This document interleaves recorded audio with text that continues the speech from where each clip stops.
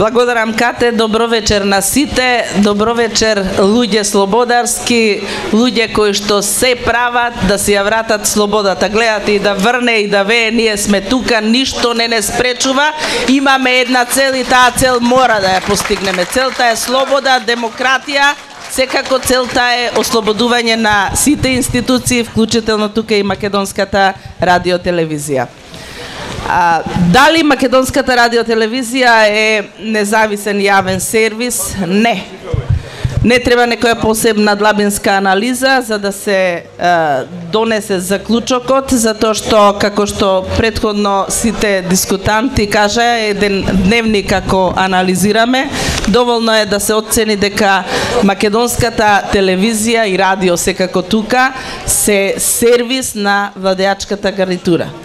Всушност сите овие 9 години државата е партијата и нормално дека и Македонската телевизија, радиотелевизија ќе биде партија. Значи, практично Македонската радиотелевизија се трансформира во партиски сервис. Ова мислам дека не го заслужува Република Македонија, ова не го заслужуваат граѓаните. Јас овдека од оваа бина кога гледам познати новинари, некои дори ги памтам, иако сум во позрели години од моето детство, кажува сликата се.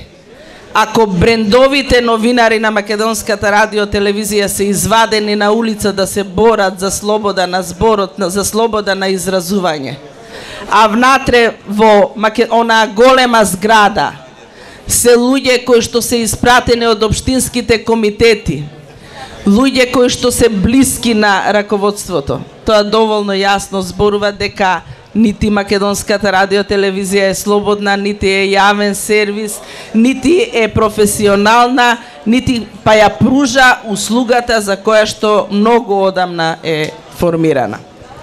Мислам дека оваа час поскоро треба да заврши, затоа што на крајот на криштата сите ние ја плаќаме. Ја плаќаме и оние кои што не ја поддржуваат оваа политика. Ја плаќаме и сите оние кои што дури и не гледаат Македонска радиотелевизија.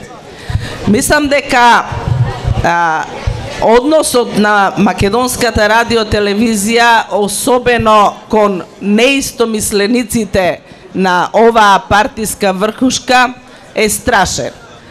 Да се одделува во дневните вестници, оној главниот дневник, или една минута, или помалку од една минута за настани кои што се многу клучни на денот, а да се посвети внимание на настани кои што служат за пропаганда на партиската врхушка, мислам дека недопуштено. Сетете се само на 31 јануари, кога почна пучот или објавувањето на бомбите, како премиерот беше 10 пати емитуван неговиот говор на медиумит на МРТВ, а практично она што се случуваше во опозицијата и го немаше. И луѓето не можеа да донесат заклучок што е она што се случува, затоа што има еднострана информација.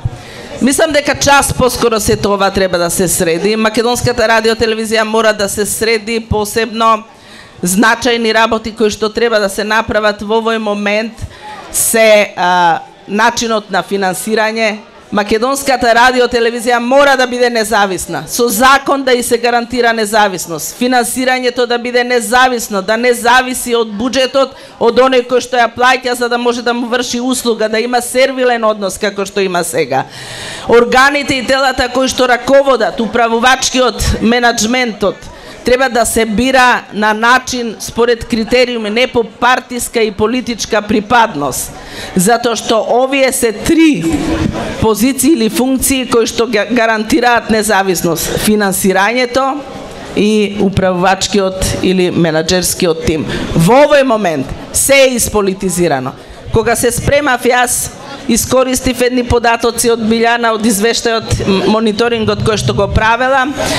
да видите како се качува поддршката на македонската радио телевизија последниве 3 години од буџетот. Од 2013 почнала од 15,7% средства за фаќање од буџет, да 2015 стигнуваме 31% од буџет. И нормално, кој плаќа, таа музика се свири. Оваа ситуација мора да се промени час поскоро. Мислам дека имаме сила, мислам дека имаме храброст, мислам дека имаме критичка мисла, само мораме да имаме трпение и посветеност на патот на кој што сме тргнале, и мислам дека македонската радио телевизија како бренд на државноста, како бренд на независноста, мора да ја вратиме, да си го добие своето место и својата позиција заради која што е и основана. Благодарам.